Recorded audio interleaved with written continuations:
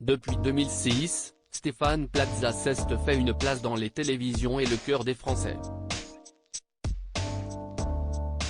Repéré dans un salon de l'immobilier par une société de production de télévision, l'animateur a tout de suite plu aux téléspectateurs.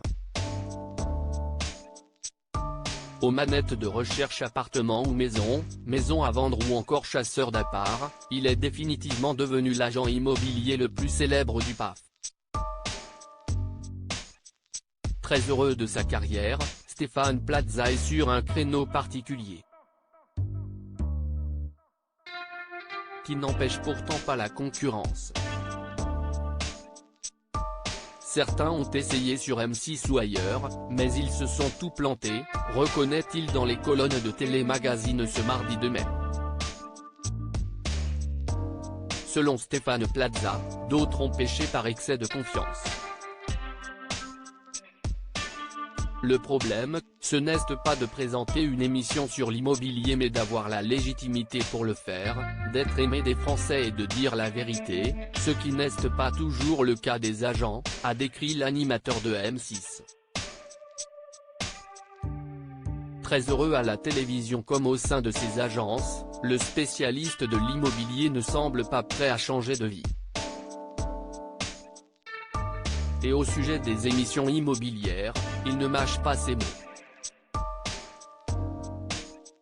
Interrogé par le média belge Ciné Télé Revue sur les émissions d'immobilier de luxe à l'américaine comme Selling Sunset, Stéphane Plaza ne versait pas dans la langue de bois. On va dire qu'il y a des émissions qui sont inscrites dans la réalité, et d'autres qui ne sont que de la télé-réalité. Les images sont belles, les maisons sont canons. Mais ça ne se passe pas comme ça dans la vraie vie. J'ai rien contre ce type de programme, je sais juste où je me situe, s'agaçait-il. Stéphane Plaza, quel destin à l'époque, il se disait prêt à envisager une carrière ailleurs que sur M6. J'ai un accord de principe avec M6, mais il faut maintenant que l'on s'entende financièrement. On doit encore partir au Japon, puis à Tahiti, donc s'il y a un budget.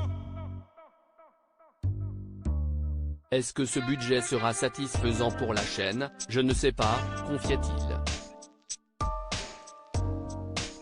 En tout cas moi, je dois couvrir mes frais, donc il n'est pas impossible qu'un jour j'arrive, je passe une tête sur Netflix, Amazon ou autre. Je sais qu'ils sont assez demandeurs, donc je n'aurai pas besoin de chercher bien loin.